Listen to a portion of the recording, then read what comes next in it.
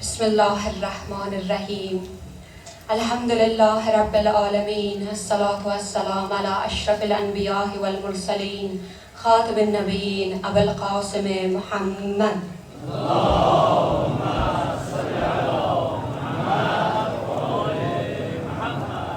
وعلى أهل بيته الطيبين الطاهرين. الحمد لله الذي جعلنا من المتمسكين بولاية سيدي ومولاي علي بن أبي طالب.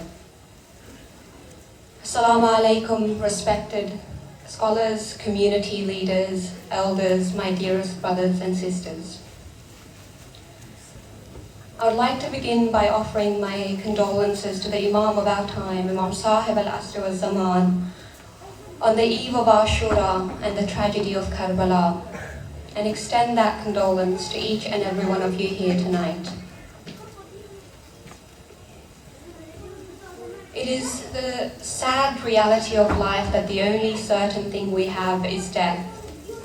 And as we sit here tonight, I reflect that this time last year we had one of our great scholars with us, Hujjat al-Islami wal-Muslimin, Sheikh Burhani, who graced our majalis with his speeches and his insights.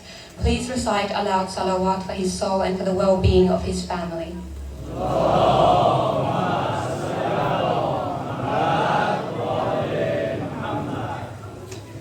Over the last few nights, we've had the privilege of hearing from some remarkable speakers on a wide range of topics.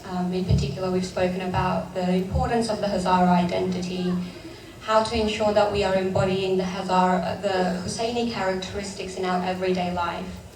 And it is particularly heartfelt to see all of our youth join us and continue the message of Aba Abdullah al-Hussein.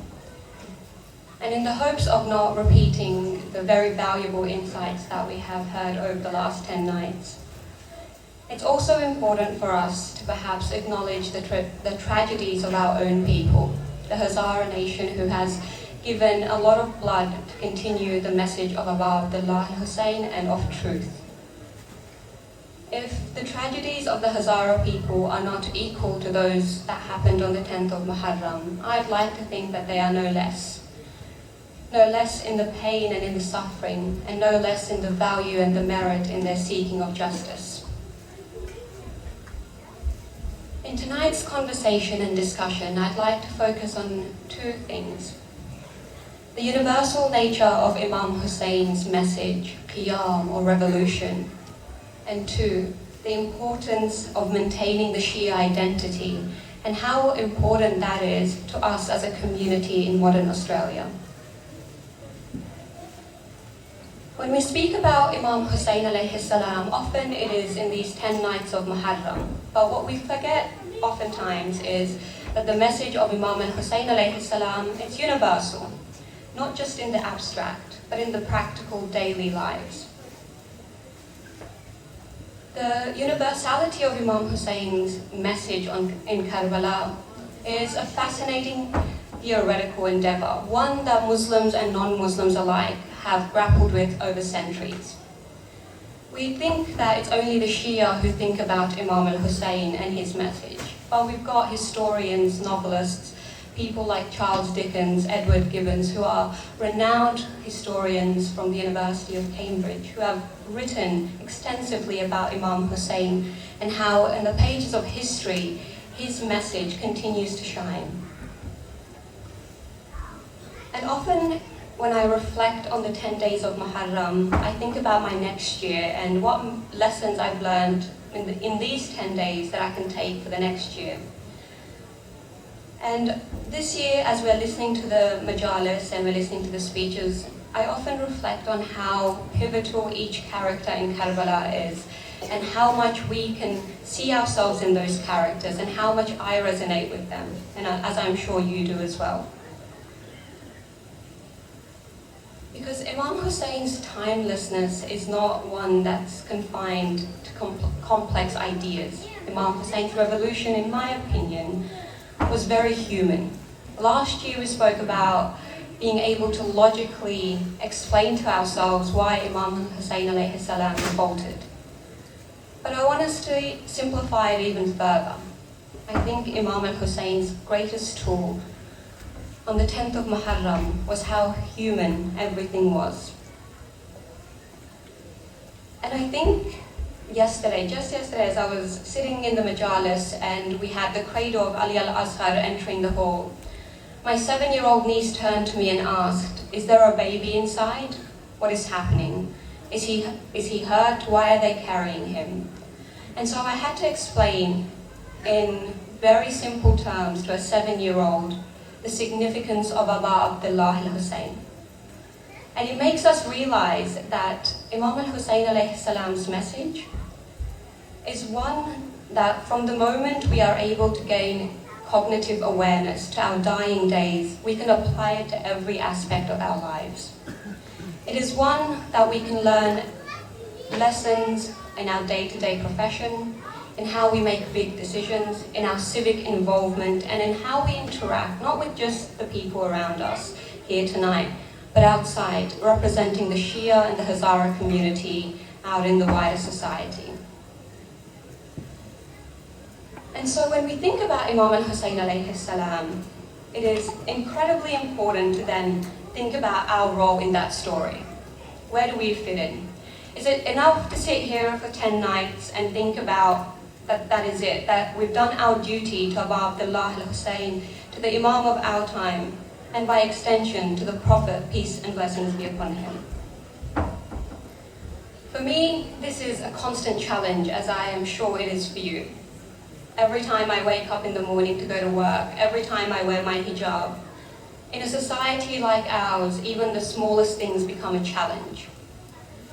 And so Imam al-Hussein alayhi salam and his companions teach us to be leaders. And leadership does not mean being able to lead a group, a nation, or give a speech here tonight. Leadership means in our day-to-day, what are we deciding that is the Husseini way? And I think about all of the characters on the 10th of Muharram, and I think about how human they were. We speak about their courage, about their bravery, about their unwavering commitment to the Imam. But I'd like to think that behind all of that was still a human being who had to decide those things. They made active decisions to be there. Imam Hussein alayhi salam told them, "You can go, I will not hold it against you." And for those that stayed, that was an active decision. That was a decision that they made perhaps afraid, but they still made it. And so I think that is what courage in leadership is. It's not the absence of fear, but having enough discipline to do things afraid, to leading and being on the Husseini path, on the path of Imam Hussein alayhi salam, even when you are afraid. And that is discipline, as we have spoken about tonight, to a higher truth and to a higher purpose. Why am I here? What am I doing? And who am I trying to please? And if the answer to those are not, I am here to serve, I am here to continue the path of Imam al-Hussein, and I am here as a test from Allah subhanahu wa ta'ala, then we need to continue reflecting. And I am not one to stand here and give a lecture on what is right and what is wrong. What I simply want to do is to provoke an idea, to provoke you to think and reflect with me as we think about these 10 nights. When I think about, for example, Ali al-Akbar, who had his entire life ahead of him, he could have easily said no, but he continued, even whilst afraid to give his life for his Imam. I think about Abu Fadl al-Abbas and his loyalty.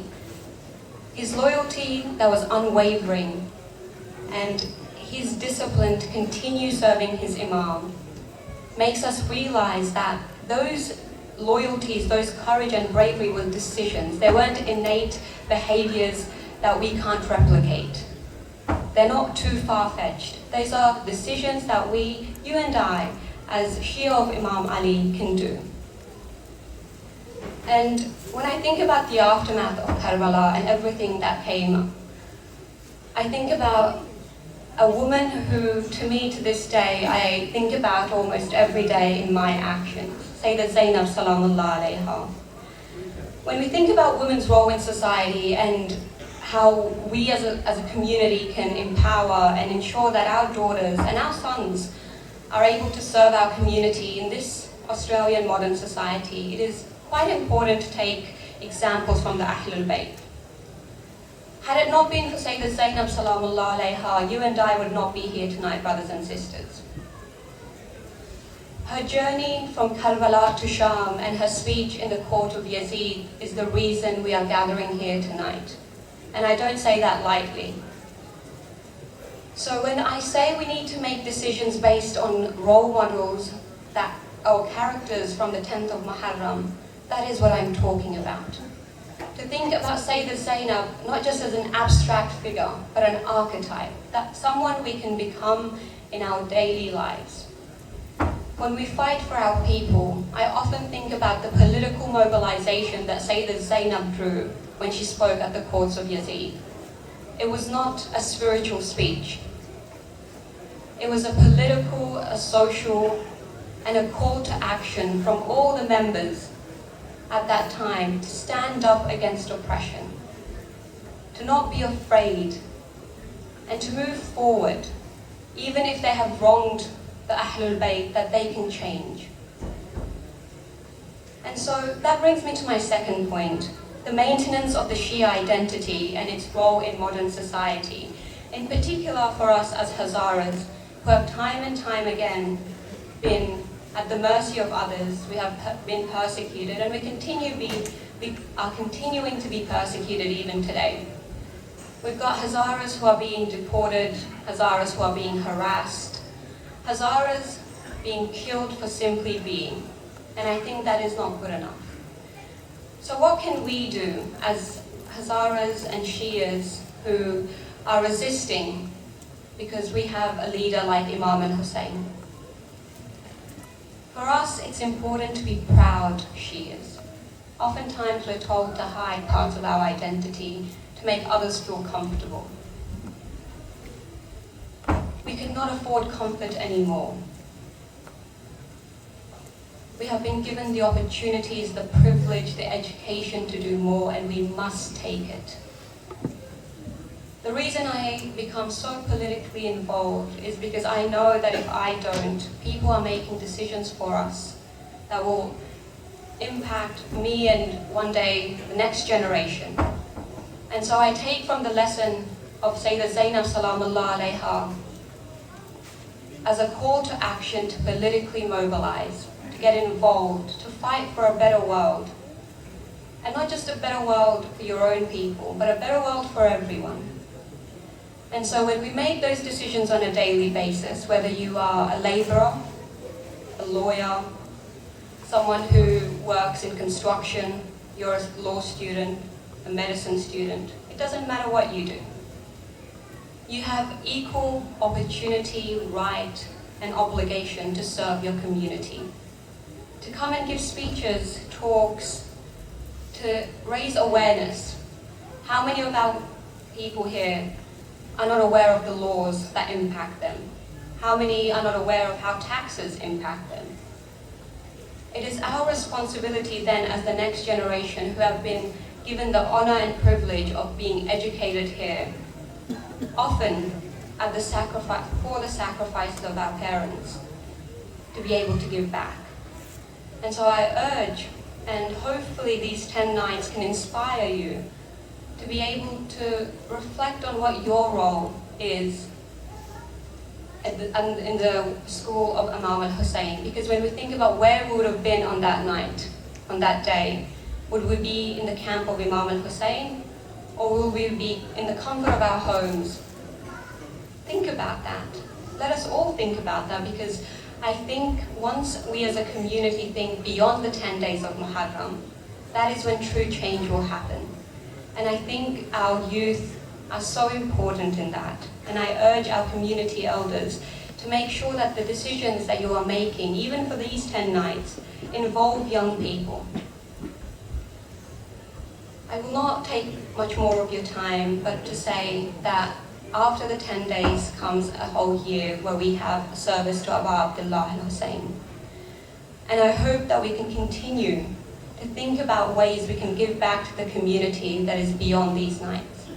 Because as important as our sinazani, our crying, and our emotional attachment of our billah is, those things keep the traditions alive, yes.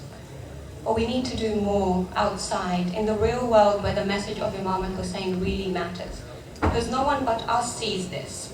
But out there, they see you representing Shia Islam. They're representing the Hazara community. Let us be good examples. Let us be examples on the path of Sayyidah Zainab Salamullah alayha. And inshallah, we are blessed with the ziyarat of Imam al-Hussein in this life and his shafaat in the next life. And I hope that until next year, we can continue the path of Imam al-Hussein. Assalamu alaikum wa rahmatullahi wa barakatuh.